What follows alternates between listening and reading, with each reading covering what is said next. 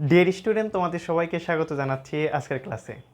আজকে আমরা 16.3 অধ্যায়ের সর্বশেষ ম্যাথ, যেটা বলা আছে যে গাঢ় অংশের ক্ষেত্রফল নির্ণয় করো, অর্থাৎ চিত্র রিলেটেড ম্যাথগুলো হচ্ছে আমাদেরকে সমাধান করতে হবে। তো প্রশ্নে বলা হচ্ছে গাঢ় অংশের ক্ষেত্রফল নির্ণয় করো। দেখো, আমি যেগুলো গাঢ় অংশ সেগুলোকে ডোরা কাটা দাগ দিয়েছি, আর যেগুলো ফাঁকা অংশ সেগুলোকে ফাঁকা রেখেছি। তো এখানে এইটুকু অংশের ক্ষেত্রফল বের করতে হবে, এখানে পুরো অংশের ক্ষেত্রফল বের করতে হবে, এখানে দেখো আবার ফাঁকা অংশ, এইটুকু বাদ দিয়ে এটার ক্ষেত্রফল নির্ণয় করতে হবে। এখানে আবার দেখো যে এই অংশটুকু ফাঁকা আছে, তো এই গাঢ় অংশের আমাকে ক্ষেত্রফলগুলো বের করতে হবে। তো আমরা হচ্ছে ধাপে ধাপে এই চারটা ম্যাথগুলোই দেখব। তো প্রথমে একটু চিত্রের দিকে তুমি খেয়াল করো, যে এখানে হচ্ছে আমাদেরকে একটা চিত্র দিছে, যে এটা হচ্ছে এরকম চিত্রের সমন্বয়, এরকম উপরে হচ্ছে একটা দেখো বৃত্ত শেপ ক্রিয়েট হয়েছে। তো এখানে দেখো প্রত্যেকটা বাহুর জন্য মান দেওয়া আছে 8 সেন্টিমিটার, 10 সেন্টিমিটার, এটা হচ্ছে 9 সেন্টিমিটার। ভাইয়া তুমি যদি একটু ভালো করে খেয়াল করো তাহলে তুমি অবশ্যই দেখতে পাবে এইটা কিন্তু একটা ত্রিভুজ, ঠিক আছে? এটা হচ্ছে ত্রিভুজ। তো আর উপরে যদি তুমি একটু খেয়াল করো, এইটা কিন্তু একটা বৃত্তের শেপ তৈরি হয়েছে। তো এখানে তাহলে দুইটা কিন্তু চিত্রের সমন্বয় করে এই চিত্রটা অঙ্কন করা হয়েছে। তো দুইটা চিত্রের জন্য আলাদা যদি ক্ষেত্রফল বের করি, আলাদা ক্ষেত্রফল বের করে আমি জাস্ট যোগ করে দিব, তাহলে দেখবো যে পুরো চিত্রের জন্য ক্ষেত্রফলটা আমাদের বের হয়ে যাবে। তো এখানে যেহেতু তিনটা বাহুই দেওয়া আছে, তিনটা বাহু যখন দেওয়া থাকবে তখন ত্রিভুজের এই ক্ষেত্রফল নির্ণয় করার একটা সূত্র আছে, সেটা হলো root over S into S minus A S minus B S minus C, যেখানে এই এসের পরিচয়টা হচ্ছে অর্ধ পরিসীমা, অর্ধ পরিসীমা। এই সূত্রটা একটু আমাদেরকে মাথায় রাখা লাগবে। তো এই সূত্রের মাধ্যমে হচ্ছে আমরা ত্রিভুজের ক্ষেত্রফলটা বের করতে পারবো। তাহলে ভাইয়া অর্ধ পরিসীমা, তাহলে ত্রিভুজের পরিসীমা নির্ণয় সূত্রটা কী হবে? প্রথমে আমরা হচ্ছে পরিসীমা নির্ণয় সূত্র দেখি, সেটা হলো তিনটা বাহুর যোগফল। মনে করলাম এই যে একটা ত্রিভুজ আছে, তো এই ত্রিভুজের এ একটা বাহু, এ একটা বাহু, এ একটা বাহু, তাহলে তিনটা বাহুর যোগফলটাই হবে কি পরিসীমা, এ প্লাস বি প্লাস সি। কিন্তু আমাদের সূত্রের জন্য দরকার হচ্ছে অর্ধ পরিসীমা। তাহলে পরিসীমা বের করার পর তাকে যদি আমরা 2 দ্বারা ভাগ করি তাহলে কিন্তু সেটা অর্ধ পরিসীমা হয়ে যাবে। অর্থাৎ এটাকে যখন আমরা 2 দ্বারা ভাগ করব, এইটাকে বলা হয় অর্ধ পরিসীমা, যাকে এস দ্বারা প্রকাশ করা হয়। ঠিক আছে? তাহলে আশা করছি যে এই এসের মানটা তুমি এখন খুব সহজেই বের করতে পারবা। তাহলে এখান থেকে আমরা ম্যাথ সলিউশন করা শুরু করি। তো সলিউশন, সর্বপ্রথম যেহেতু আমাদের ত্রিভুজের ক্ষেত্রফলটা বের করতে হবে, আর ত্রিভুজের ক্ষেত্রফল বের করার জন্য প্রথমে আমাদের অর্ধ পরিসীমার দরকার। তাহলে আমরা লিখতে পারি অর্ধ পরিসীমা, অর্ধ পরিসীমা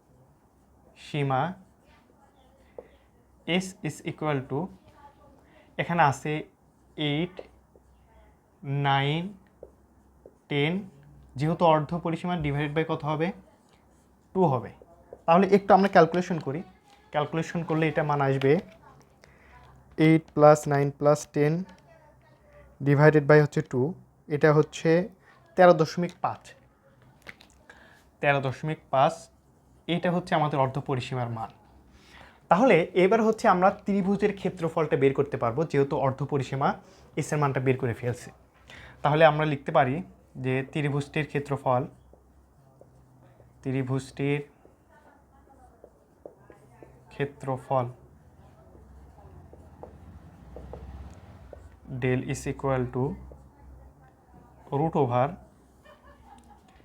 S into S minus A S minus B S minus C. তাহলে এসের মান কিন্তু আমরা অলরেডি জানি। তাহলে এসের মান হচ্ছে 13.5, এখানেও এসের মান 13.5 মাইনাস এ মান হচ্ছে প্রত্যেকটা বাহুর জন্য এ বি সি, তাহলে এর জন্য ধরলাম হচ্ছে 8, আবার 13.5 মাইনাস বি এর জন্য ধরলাম হচ্ছে 9, 13.5 মাইনাস ধরলাম হচ্ছে আর একটার মান হচ্ছে সি, যেটা মান হচ্ছে 10। জাস্ট এখন হচ্ছে আমাদের ক্যালকুলেশনটা করতে হবে। তাহলে রুট ওভার 13.5 মাইনাস 8 ইন্টু আবার 13.5 minus 9 into 13.5 minus 10 is equal two হচ্ছে আমাদের আসবে 34.19। এটা হচ্ছে আমাদের ত্রিভুজটার ক্ষেত্রফল। তো ভাইয়া এই চিত্রের ভিতরে কিন্তু শুধুমাত্র আমাদের ত্রিভুজটাই ছিল না, আমাদের এখানে দেখো একটা বৃত্তের শেপ ক্রিয়েট হয়েছে, কিন্তু এটা কিন্তু আবার কি পুরো বৃত্ত হয়নি, এটা হচ্ছে কি অর্ধবৃত্ত হয়ে গেছে, তাই না? পুরো বৃত্ত যদি হতো তাহলে কিন্তু এরকম একটা শেপ তৈরি হতো, কিন্তু এখানে শুধুমাত্র অর্ধবৃত্ত আছে। আর আমরা কিন্তু মোটামুটি বৃত্তের ক্ষেত্রফল জানি। বৃত্তের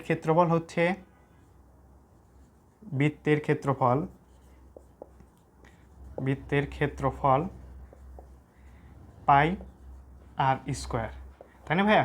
কিন্তু এখানে যেহেতু অর্ধবৃত্ত আছে, তাহলে অর্ধেকের জন্য কী করতে হবে? জাস্ট তুমি হাফ দ্বারা গুণ করতে পারো অথবা 2 দ্বারা ভাগ করলেও হবে, পাই আর স্কোয়ার ডিভাইডেড বাই 2। তো ভাইয়া দেখো তো, এখানে যদি আমরা ক্ষেত্রফল নির্ণয় করতে চাই তাহলে আমাদের লাগবে কি আর, তাই না? কিন্তু দেখো তো, এই যে অংশটুকু দেওয়া আছে এটা একটা বৃত্তের কি ব্যাস না? পুরো বৃত্তের একটা ব্যাস, যার মান এখানে দেওয়া আছে কি 9। তুমি কি বুঝতে পারতেছো যে এইটা হচ্ছে আমাদের বৃত্ত, মনে করলাম এটা হচ্ছে আমাদের বৃত্ত, কিন্তু দেওয়া আছে আমার কি অর্ধেক বৃত্ত। তো আর এখানে এই বাহুর মান দেওয়া আছে হলো 9, এই বাহুর মান দেওয়া হচ্ছে 9। তো আমাদের ম্যাথ করার জন্য সবসময় লাগে হচ্ছে আর মানে হচ্ছে ব্যাসার্ধ। এই ব্যাসার্ধ হচ্ছে 9 যদি হয়, তাহলে এই ব্যাস যদি 9 হয় তাহলে ব্যাসার্ধ হবে কত? ব্যাসার্ধ 9 ডিভাইডেড বাই 2, দ্যাটস মিন 4.5। এটা হচ্ছে কি আর এর মান। তাহলে আমরা এটা লিখতে পারি যে চিত্র হতে আর ইজ ইকুয়াল টু ক্ষেত্রফল, বৃত্তের না, এটা হচ্ছে অর্ধবৃত্তের ক্ষেত্রফল। এখানে তুমি লিখে দিতে পারো যে অর্ধবৃত্তের ক্ষেত্রফল ইজ ইকুয়াল টু হচ্ছে পাই আর স্কোয়ার, পুরো বৃত্তের জন্য, যেহেতু অর্ধবৃত্ত এখানে আছে তো এইটার জন্য হচ্ছে 2 দ্বারা ভাগ করব। তো পাইয়ের মান তো আমরা জানি, এটা ফিক্সড 3.1416 গুণন আর এর মান পাইছি কত? 4.5, তার উপরে হচ্ছে স্কোয়ার, এতটুকু অংশ ডিভাইডেড বাই হচ্ছে কত 2, যেহেতু অর্ধবৃত্ত। তাহলে এবার জাস্ট হচ্ছে আমরা ক্যালকুলেটারে মানগুলো বসাই দিব, আশা করি ক্যালকুলেটারে মান বসাই দিলে চলে আসবে 3.1416 গুণন 4.5 স্কোয়ার ডিভাইডেড বাই 2 আসলে হচ্ছে আমাদের 31.80। তো ভাইয়া এইবার দেখো, আমরা হচ্ছে এখানে ত্রিভুজের জন্য ক্ষেত্রফল পেয়েছি এবং অর্ধবৃত্তের জন্য ক্ষেত্রফল পাইছি। তো আমাদের এই দুইটা বলছিল হলো যে পুরা এই যে ডার্ক অংশ বা গাঢ় অংশের ক্ষেত্রফল নির্ণয় করতে হবে। তো আলাদা করে আমরা এই অংশের ক্ষেত্রফল একবার বের করলাম, আলাদা করে এই অংশের ক্ষেত্রফলও বের করছি। তো এখন জাস্ট আমাদের কাজ হচ্ছে এই দুইটাকে যোগ করে দেওয়া, আর যোগ করে দিলেই আমাদের হচ্ছে কাঙ্ক্ষিত সেই রেজাল্টটা পেয়ে যাব। তাহলে চিত্রের গাঢ় অংশের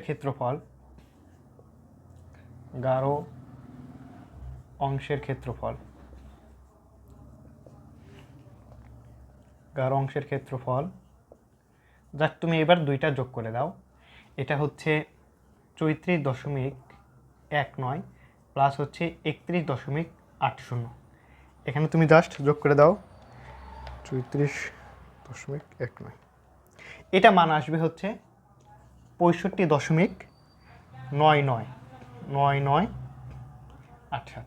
এটাই হচ্ছে তোমাদের অ্যান্সার। হয়তো মান পয়েন্টের পরে একটু এদিক সেদিক হতে পারে, তো এইটা ছিল মোটামুটি আমাদের প্রথম ম্যাথের আনসার। তো প্রথমে আমাদের একটু ভিজুয়ালাইজেশন করতে হবে যে ভাই এখানে আমাদের কী কী দেওয়া আছে। তো প্রথমে দেখে মনে হতে পারে এটা মনে হয় অনেক কঠিন, কিন্তু না। একটু যদি আমাদের ভালো চোখ দিয়ে দেখি তাহলে দেখব যে নিচে একটা ত্রিভুজ অঙ্কন হয়েছে, আর উপরে হচ্ছে কি একটা অর্ধবৃত্ত তৈরি হয়েছে। আর ত্রিভুজের ক্ষেত্রফল আমরা বের করতে পারি, বৃত্তের ক্ষেত্রফলকে 2 দ্বারা ভাগ করলে অর্ধবৃত্তের ক্ষেত্রফল হয়। এই দুইটা যোগ করেছি, আমাদের উত্তর চলে আসছে। তো আশা করি এই ম্যাথটা তোমরা খুব সহজে বুঝতে পেরেছ।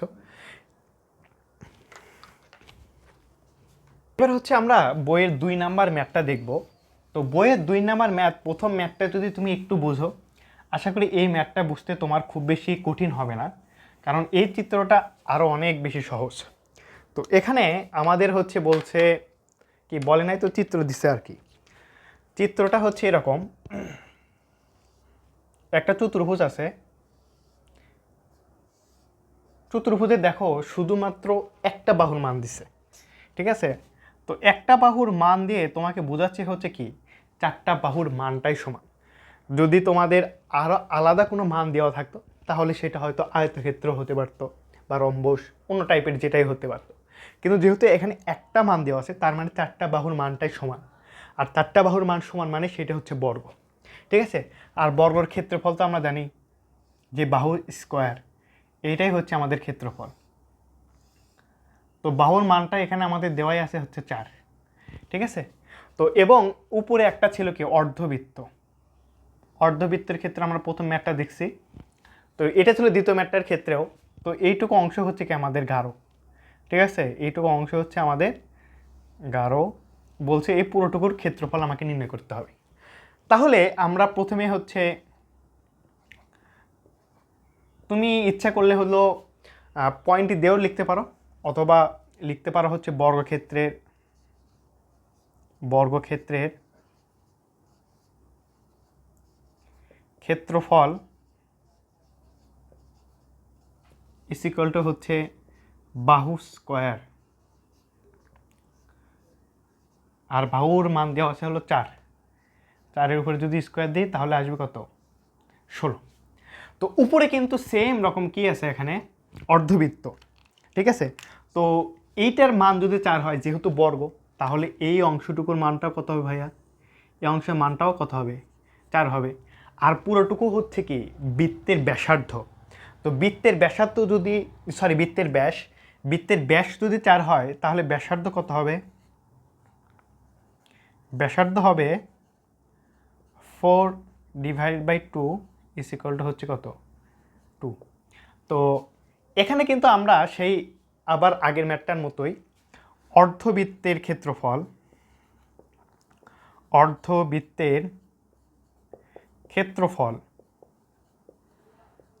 বৃত্তের জন্য আমরা জানি হচ্ছে পাই আর স্কোয়ার, কিন্তু যেহেতু অর্ধবৃত্ত, পুরো বৃত্তটা এখানে হয়নি, তাহলে অর্ধবৃত্ত হলে নিচে হবে কত, 2। পায়ের মান কিন্তু আমরা সবাই জানি কত, 3.1416, আর হচ্ছে 2, তার উপরে হচ্ছে স্কোয়ার ডিভাইড বাই হচ্ছে কত, 2। জাস্ট এই মানটুকু হচ্ছে আমরা ক্যালকুলেটারে বসাই দিব, ক্যালকুলেটারে বসাই দিলেই চলে আসবে 3.1416 গুণন 2-এর উপর square divided by 2 is equal to আসতেছে হচ্ছে 6.28।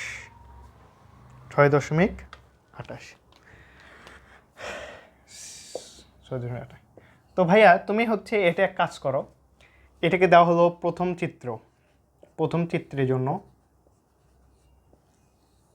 আর এটা ধরলাম হচ্ছে কি দ্বিতীয় চিত্র। তুমি এখানে লিখে দিতে পারো যে প্রথম চিত্র, দ্বিতীয় চিত্র বা দ্বিতীয় অংশ, ঠিক আছে, তোমার যেটা খুশি। তাহলে পুরো গাঢ় অংশের ক্ষেত্রফল কত হবে, গাঢ় অংশের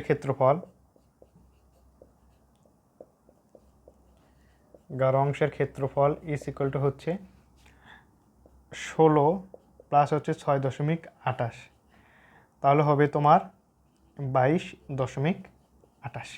এটাই হচ্ছে আমাদের উত্তর। তো আশা করি বুঝতে পারছো। তো ভাইয়া এইবার হচ্ছে আমরা আমাদের 3 নাম্বার ম্যাথটা দেখব।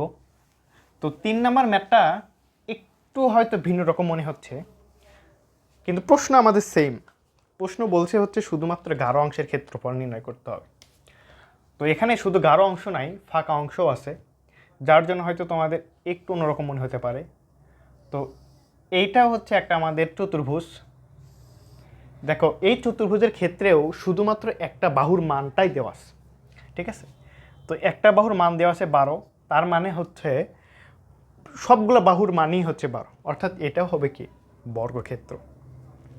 এবং এখানে দেখো একটা বৃত্তের শেপ তৈরি হয়েছে, ঠিক আছে? বলছে এই যে গাঢ় অংশ, অর্থাৎ আমি তোমাদের যতটুকু আইডেন্টিফাই করে দিচ্ছি, এটা হচ্ছে গাঢ় অংশ। তো ভাই এইটা হয়তো অনেক বেশি কঠিন তাই মনে হচ্ছে। না ভাই, এটা অনেক বেশি কঠিন না, এইটা সহজ।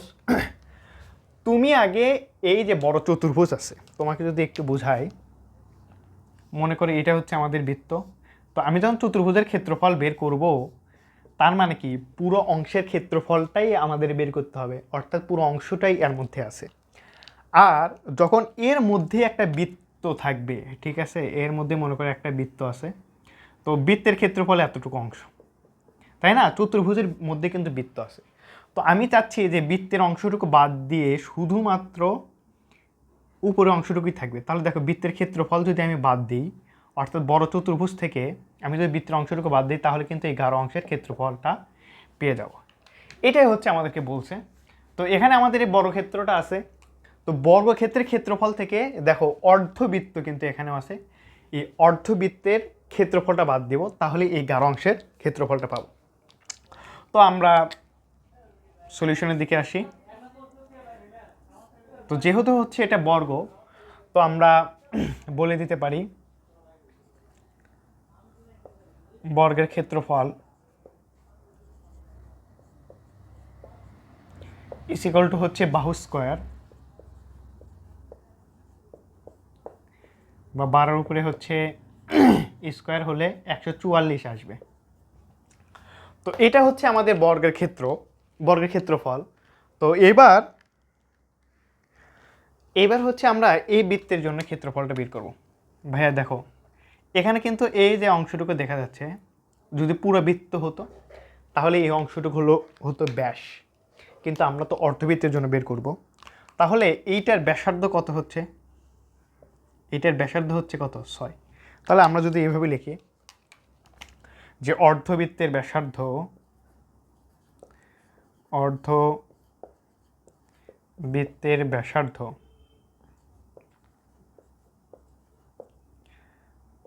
আর ইজ ইকুয়াল টু হচ্ছে 12/2 6। অর্ধবৃত্তের এবার হলো ক্ষেত্রফল, পুরো বৃত্তের জন্য পাই আর স্কোয়ার, যেহেতু অর্ধবৃত্ত তাহলে কত দ্বারা ভাগ হবে? 2 দ্বারা ভাগ হবে। তাহলে আসবে হচ্ছে 3.1416 গুণন কত 6-এর উপরে স্কোয়ার ডিভাইডেড বাই 2। জাস্ট এবার হচ্ছে আমরা ক্যালকুলেটার মানটা বসায় দিই। 3.1416 গুণন 6 তার উপরে স্কোয়ার ডিভাইডেড বাই 2, মান আসবে হচ্ছে 56.54। এইটা হচ্ছে আমাদের অ্যান্সার, 56.54। তো ভাইয়া এইটা দেখো অর্ধবৃত্তের ক্ষেত্রফল এই অংশটুকু, ঠিক আছে? তো বড় ক্ষেত্রের মধ্যে থেকে এই অংশটুকু আমাদেরকে বাদ দিলেই আমরা কেবল কি পাবো? গাঢ় অংশের ক্ষেত্রফল পাবো, কারণ এখানে বর্গের ক্ষেত্রফল কিন্তু আমরা পুরো বর্গের জন্য ক্ষেত্রফলটা পাইছিলাম। তো এখানে হচ্ছে আমরা এই অর্ধবৃত্তের ক্ষেত্রফলটা বাদ দিলেই এই যে গাঢ় অংশটা আছে, এই গাঢ় অংশের ক্ষেত্রফল পাবো। তাহলে আমি বলতে পারি হচ্ছে গাঢ় অংশের ক্ষেত্রফল, গাঢ় অংশের ক্ষেত্রফল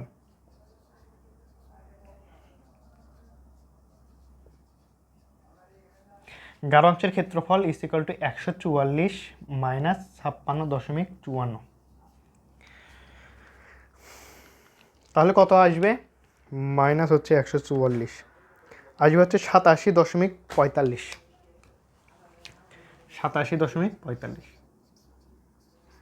এইটাই হচ্ছে আমাদের অ্যান্সার। তো আশা করি বুঝতে পারছো।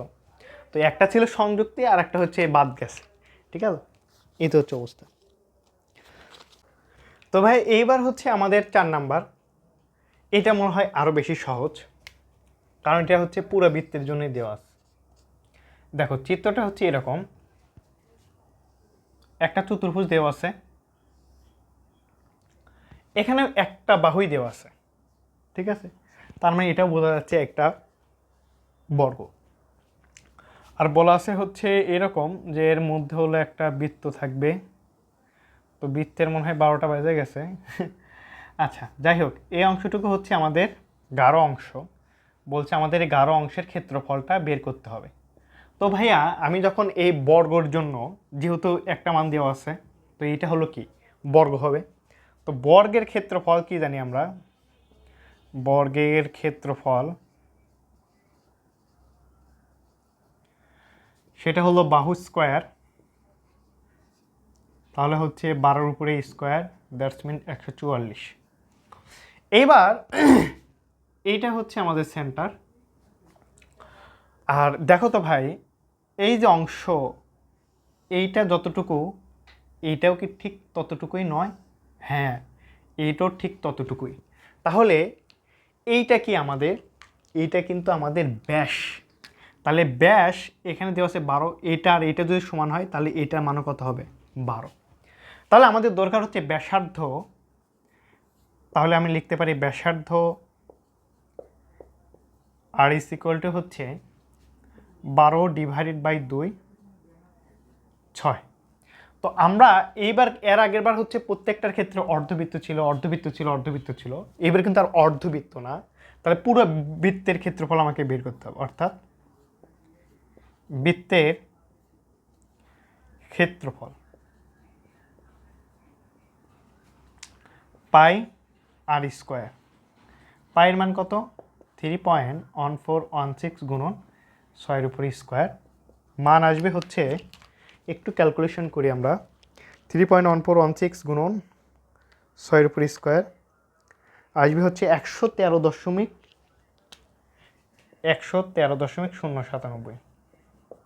তো ভাইয়া এবার কিন্তু দেখো গাঢ় অংশের যদি আমরা ক্ষেত্রফলটা বের করতে চাই, পুরা বর্গ ক্ষেত্রফল থেকে এই বৃত্তের অংশটা বাদ দিতে হবে।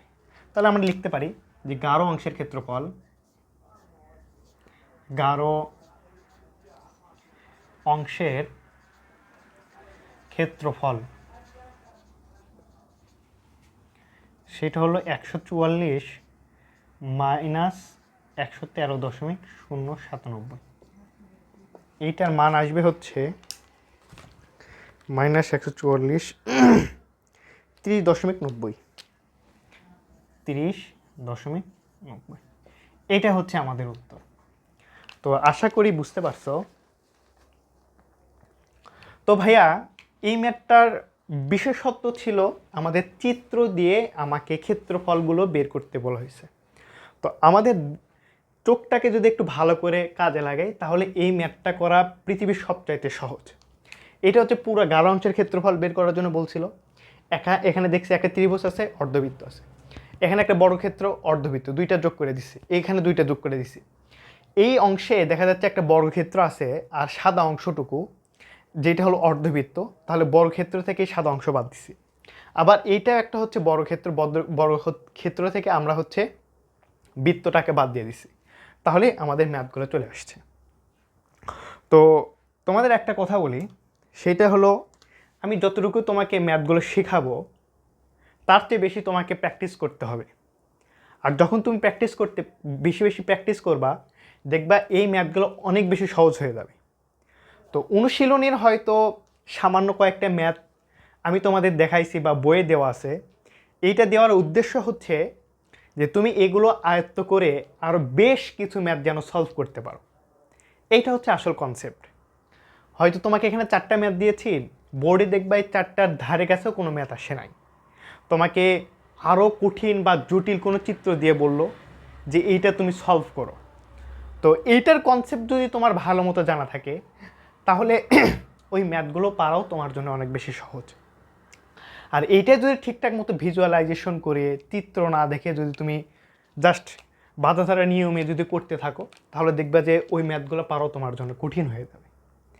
এজন্য তোমরা সর্বদা চেষ্টা করবা যে ম্যাথটাই শেখো না কেন একটু ফিল করে ভালো করে শেখার জন্য। আর এখন থেকেই তোমরা হচ্ছে এই বোর্ড কোশ্চেনের পাশাপাশি, মানে বোর্ড বইয়ের ম্যাথের পাশাপাশি একটু বোর্ডে যে ম্যাথগুলো আসছে সেগুলো একটু চোখ বোলানোর চেষ্টা করবা। শুধুমাত্র টেস্ট পরীক্ষার আগেই আমরা শুধু টেস্ট পেপার সলভ না, বরং তার আগে থেকে যদি একটু প্র্যাকটিস করি তাহলে দেখবো যে এই ম্যাথগুলো বা বোর্ডে যে টাইপের কোশ্চেনগুলো আসবে এটা তোমার জন্য করা অনেক বেশি সহজ হবে। তো তোমরা মেইনলি প্রথমে বইয়ের কনসেপ্টটা ভালো করে বোঝার চেষ্টা করো। প্রথমে হচ্ছে কনসেপ্ট তোমাকে জানতে হবে, ঠিক আছে? কনসেপ্ট তোমাকে জানতে হবে। দেন হচ্ছে তুমি বইয়ের ম্যাথগুলো, বইয়ের উদাহরণ প্লাস ম্যাথ, উদাহরণ প্লাস হচ্ছে ম্যাথ, দেন তুমি হচ্ছে হলো বোর্ড কোশ্চেন সলভ করবা, বোর্ড কোশ্চেন সলভ করবা। তো এই কাজগুলো যদি করতে পারো তাহলে তোমার জীবনটা অনেক বেশি সহজ। তুমি যে কোনো জায়গায় যে কোনো প্রতিযোগিতামূলক পরীক্ষায় ভালো করতে পারবা। তো দেখা হবে পরবর্তী অধ্যায়ে। ভালো থেকো তোমরা সবাই।